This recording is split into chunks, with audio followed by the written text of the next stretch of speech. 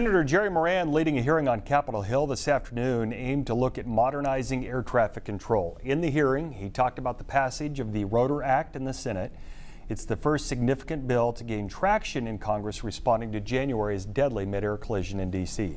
That legislation, as I said earlier, will amend the National Defense Authorization Act, and I'm certain with the people in this room and others that we and they are committed toward making sure that legislation passes the House of Representatives.